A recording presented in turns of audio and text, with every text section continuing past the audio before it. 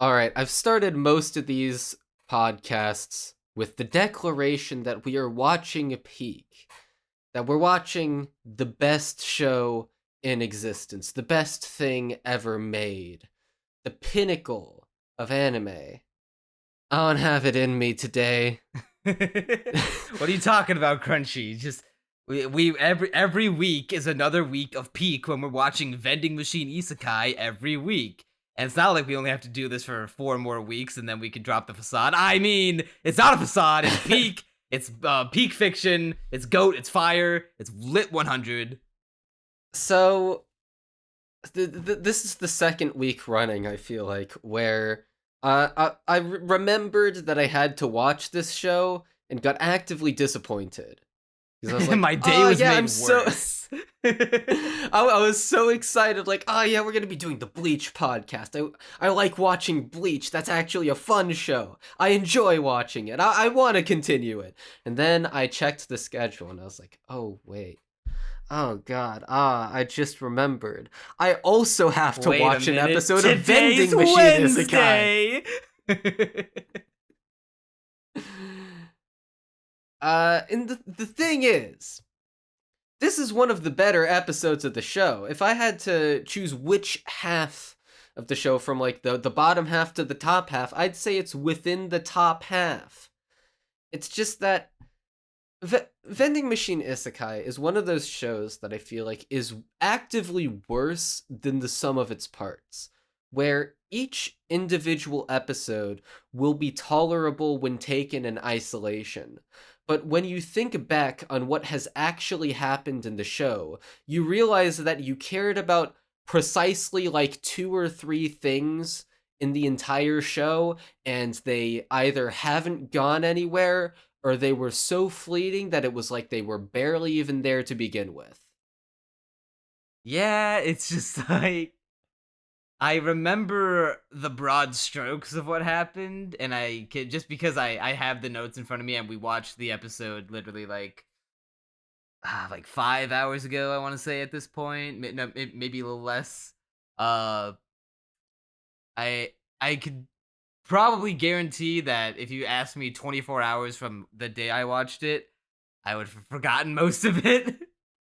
I mean, my memory is bad to begin with, so I can't really use that indicator, but at the same time, it's like, see, there's like an aspect of it that I thought was interesting, but to me, like, we've been this entire podcast has been us pointing out like, oh, this is a thread of potential, this show could go somewhere with this, and then it just doesn't. And we never really had hope. I think from the very beginning, both of us have been cynical as to whether or not this show will ever amount to anything. But we were at least like pleasantly surprised that it was not the worst show ever. I feel like the pleasant surprise has worn off. I feel like at this point I'm just here discontent, realizing that this show is like bad. It's not decent, it's not mediocre, it's definitely not good. It's just a bad show. I don't know. Come on, Crunchy. We had to keep the bid up for a few more weeks before we could. It's definitely the novelty has worn off, and it's The becoming novelty wore off like 4 episodes ago. like now it's just become an isekai with a gimmick. Yeah. So, okay, so first of all, this is the ugliest looking episode of the show so far. Watching Nothing. this immediately after watching a few episodes of Bleach, a show that came out in 2005, mind you, nearly 2 decades ago, it did this no favors because it looked worse. See, Bleach isn't even that good looking of a show. I mean, it looks good, right? But it's not something that impresses you very often. I think One Piece and Naruto, if we compare like the big three anime, I think One Piece and Naruto look better than Bleach does. And yet, Bleach looks like twice as good as this episode. And like, twice is not good enough. It's like 5 times. this episode in particular, because this show has never had great animation, but Nope, this not never. episode just was so stilted, so consistently. The art was like not okay, if it was a close up, it was like a 50-50 chance that it looked decent. But as soon as something was like smushed into like a smaller portion of the frame, it was off model. Like the facial expressions look derpy as hell half the time. Like okay, to give an example through a screenshot. Actually, that might be more effort. You know, I'll put in the extra effort. Like her eyes are eerily far apart in this frame, and that's a close up. So not even the close ups are safe. It's not even just the crowd shots. Sometimes you can look at a normal face and it'll be like, oh, the eye.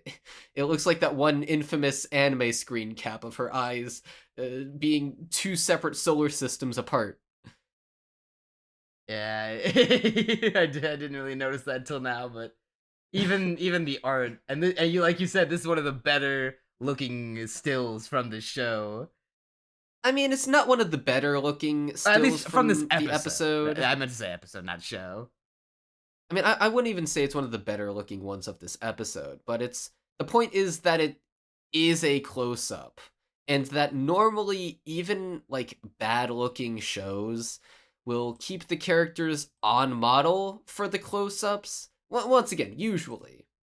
Yeah, not here. Definitely not here. And it's like a persistent issue during this episode. I feel like uh, if this isn't like even if there was bad art before, at the very least, this is like the first time where it was bad enough that I noticed it persistently. Like I could not get my mind away from how bad the art looked in this episode. Yeah, the animation's very stilted, very choppy, very poor. Half of the time there isn't animation. Half of the time it's just a sliding still. And mind you, this is me saying that this episode stood out in particular, oh god, voice crack, in a show filled with sliding still shots. Like that's the entire show. How is this episode in particular bad when the entire show is sliding panning shots with no animation? Well, we got to episode 8, so now the studio is just like, all right, no one's with a brain is gonna be watching this far ahead, so we can stop trying now. It's not for a lack of trying. It's for a here's what almost certainly happened. This is a boilerplate isekai that nobody's gonna watch, and so the production company, production firm was probably like, I listen, like the production committee was like, just give it the shortest schedule possible. And you know, since this is such a boilerplate show, I don't even know what studio did this show. I'm pretty sure I it's know we've Goku looked Me and at it X's. before. That sounds right. But like, I I I haven't checked, but I can't imagine they're on the production committee because why would they invest in this show? Maybe they are. Maybe for whatever reason they just put all their money into vending machine isekai. I haven't checked. I could be bullshitting Hey, here. would you have not But put all of your assets into vending machine isekai if you could? Honestly. I would not. That'd be the last show I'd put them into. But like I can't it's going imagine to the they were moon like there. Bitcoin, baby. I can't imagine they were on the production committee saying, please give us a good schedule. They probably weren't on it at all. They were probably just enlisted by the production company to do the anime. And that production company probably wasn't too concerned in giving it a good schedule because it's vending machine isekai. I mean, come on. And so this is the part of the like clearly this show never had a good schedule to begin with because it just doesn't move all that much. You know, the directing is the bare minimum. It has no visual identity, which is indicative of, at the very least, of a rushed pre-production. Nothing stands out at all. The show was made in no time at all. It was a rush job. And that's why we're here, and the schedule of a show that never looked good to begin with, that was always limited in its animation, is now starting to fall apart. Because, like, they don't have the time to make it move in the first place. Hey man, listen. It takes a lot of money to make a 3D model of all those different vending machines, so lay off them, okay? They probably haven't seen their families with their meager paychecks. They probably can't even afford to have families. That's probably like one of the few things that was thought through, that was given enough breathing room to be thought through properly during pre-production.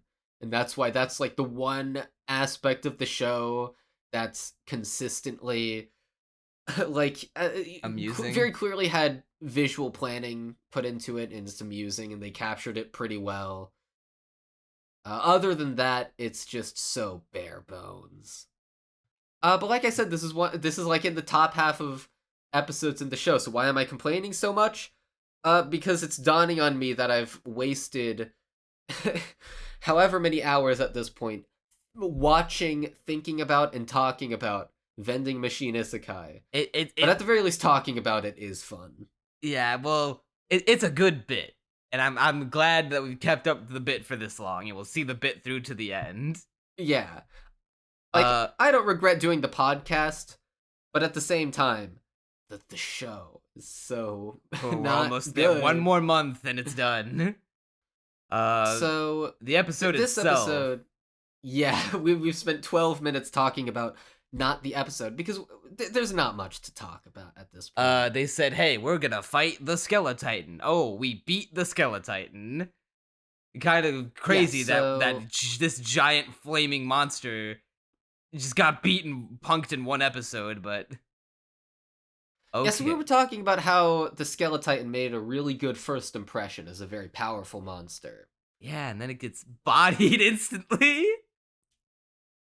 Turns out all you need to do is put it in a pit of dry ice, the fire just goes out, and then just turn into the heaviest vending machine. That's enough to break all its bones in one fell swoop.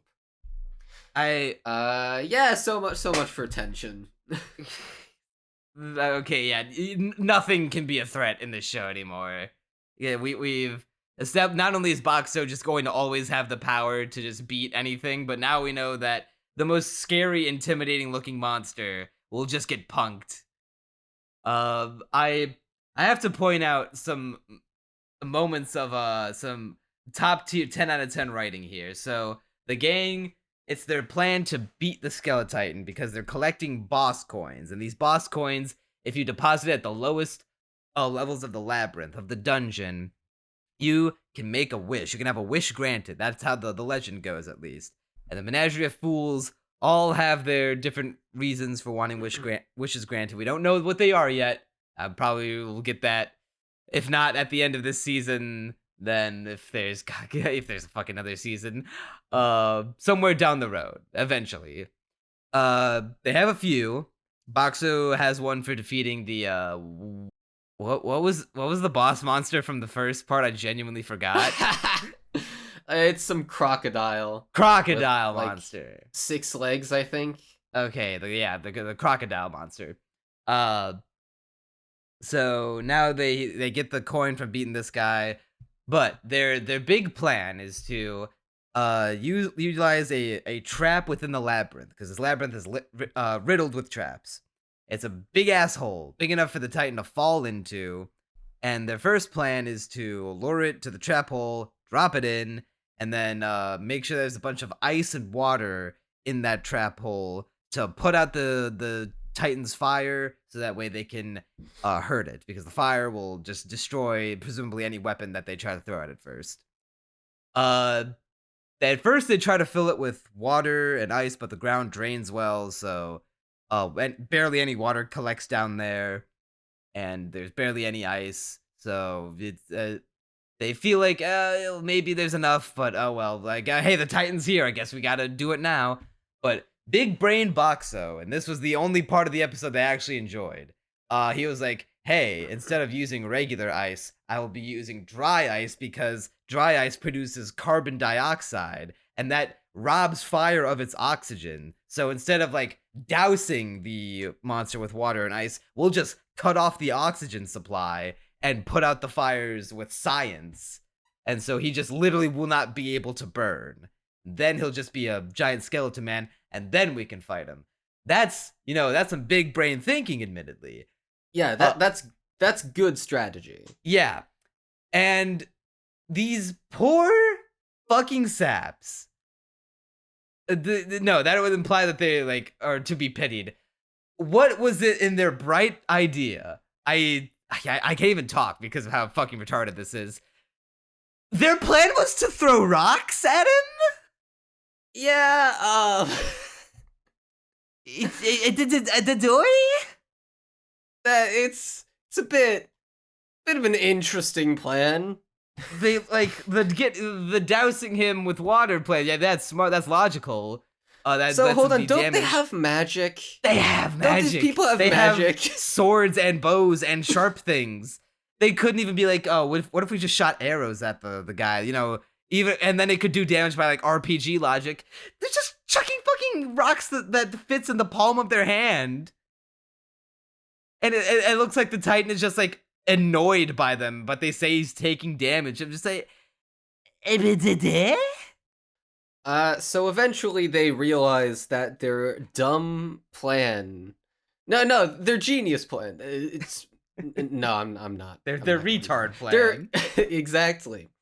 They realize that it's not working. Shockingly, so they're like, you know what? We're gonna go down the pit, and what? Hit them with more rocks? Hit them with an actual weapon? Do you need to be in the pit to hit them with an actual weapon? Okay, I don't know the extent of like Water Girl's magic powers. Can she shift her water into ice? Is that like a thing that can happen in this magic world? Does that fall within the boundaries of water magic? If she could do that, could she not like throw ice spears at the guy? Like someone had to have some kind of better offense than throwing fucking rocks. Like a bow and arrow, that's a pretty typical medieval weapon. Yeah, but then Boxxo, not wanting to be outdone by his peers, turns himself into a porno magazine to get everyone's attention to stop them from going down into the pit and then suffocating to death from carbon dioxide poisoning. And Lammis is so, oh, you fucking filthy perv, smacks him into the air. And so he turns into the heaviest vending machine he can take. I think it was like some kind of RC Cola machine or some shit. Drops straight down onto the Skeleton and just one-shots it. So that scene admittedly pissed me off a little. Yeah, remember how he had to make all these chemical warfare and Geneva Convention shattering tools inside of him and combine all these different powers to kill the crocodile from within, and how that was kind of cool, actually. Just drop a fucking heavy rock. This is basically, they just dropped a heavier rock on him. But see, to me, my problem, well, first of all, yeah, it is anticlimactic. But the second issue I have with it is the joke itself. Not being funny, but also being like kind of incompetent. Because in any show with like any attempt at having like a humorous fight, what they would do is set up beforehand that have like some sort of running gag that like maybe Boxxo teases her by turning into okay, well that wouldn't be teasing, that'd be sexual harassment, but some kind of setup, right? What were you gonna say? Like turning, like just have it set up that him turning into the magazine machine causes her to punch him and knock him well into the air. And so that when it happens, your reaction is, "Oh, that's pretty clever. That's funny." But as it currently is, my reaction was, "Oh, she does it because she's a generic anime girl, and because generic anime girls just flip their shit whenever anything remotely sexual happens. They just lose all comprehension, all critical thinking. They just do not know what to do." Yeah, remember how she was like always regress. so sad about Boxxo every time she would like get away from her, and how she's like really devoted to him and wanting to protect him. The first thing she does is call him a pervert and then smack him into the air when he does something remotely strange. When she's known him for this long to be reliable and smart. Do we know how old Lammis is? Because she doesn't strike me as she doesn't strike me as particularly There's no young. way she's older than 20. This is Isekai we're talking about. Yeah, but it's like it's just such a well, first of all, Child? stupid reaction. Yeah, she's acting like a fucking child. She's absolutely between the ages of like 14 and 20. It's hard to There's pinpoint no exactly. way she's 14. Okay, well, actually, this is anime we're talking Yeah, about. this is anime If we're I were talking. being rational, there's no way she's 14. Yeah, so we have to play by anime logic, but there's no way she's younger than 14 or older than 20. I mean, you know, I give up trying to guess her age. The point is, she's acting like a child, and it's annoying. And the fact that the show just takes it for granted that you just expect that to happen because she's an anime girl, guys. They just don't. They can't. They think. hate sex They most of the time. They all believe in It's celibacy. yeah, every anime girl is a femcel.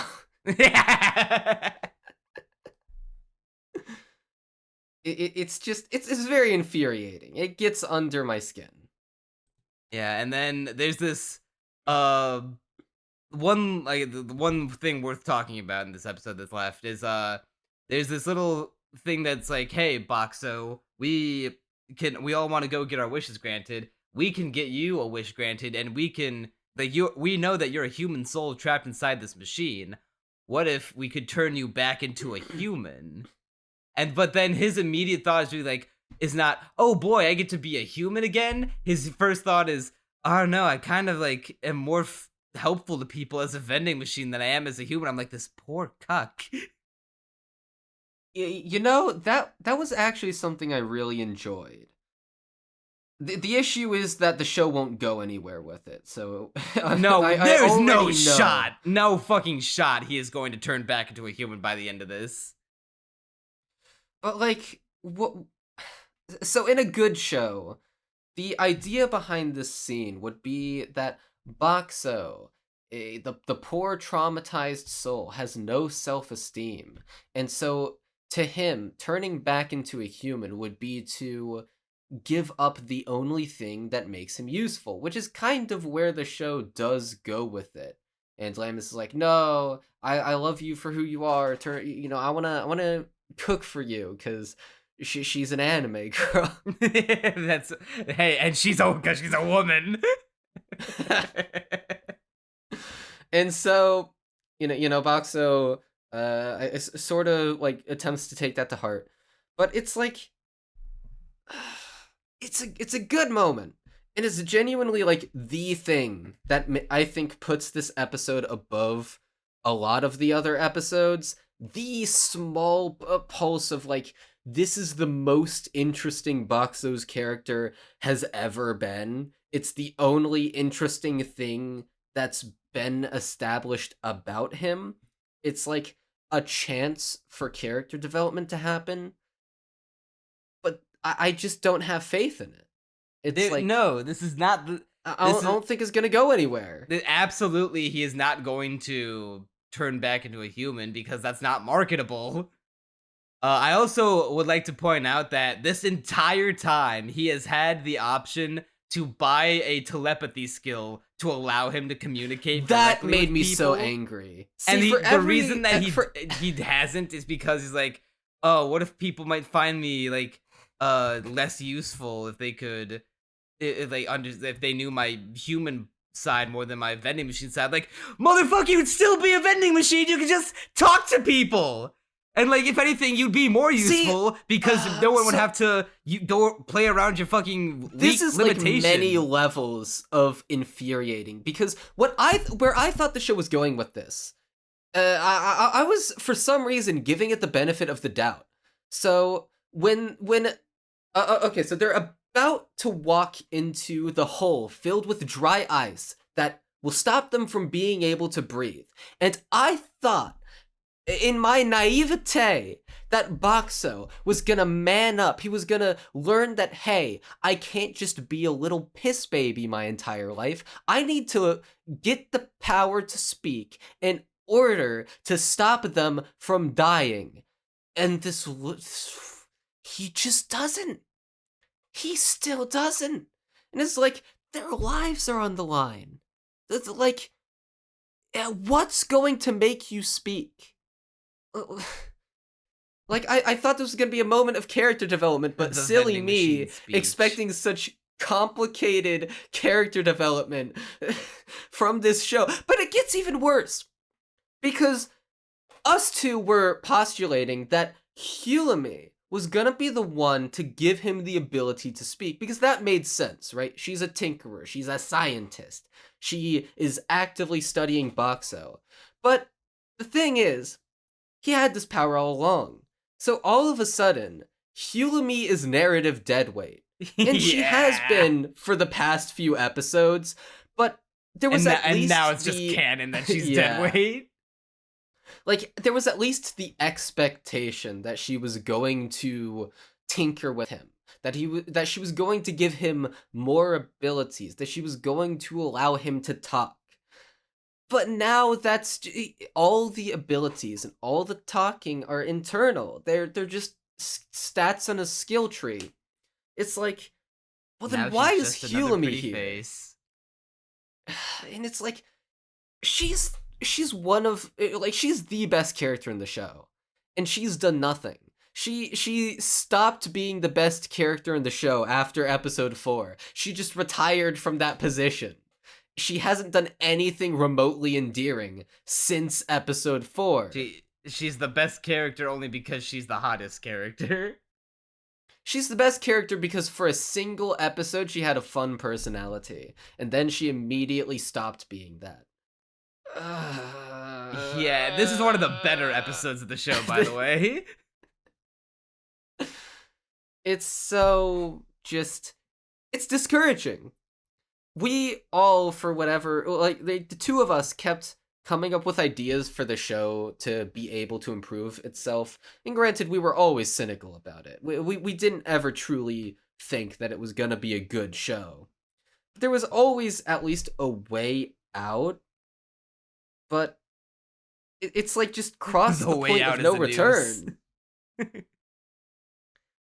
Like, I remember back in episode 4, I was like, I'm gonna give this show a bonus point because he canonically vended panties. Can I take that back already? Because he didn't. That was back when yeah, you can take it back. Yeah, I mean, they didn't. It was canon, but he didn't. It didn't show it.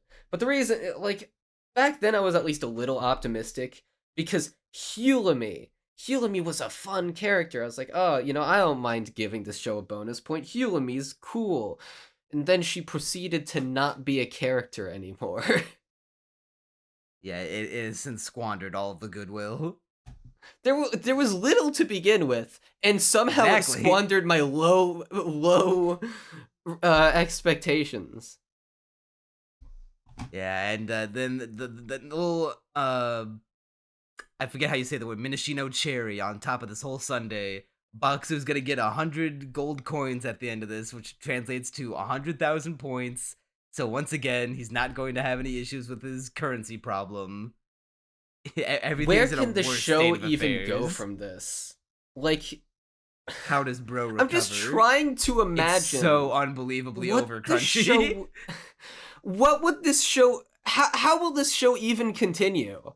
There's nothing. Like, what's the point in making more episodes? We gotta kill the rest of the floor bosses and get those gold coins.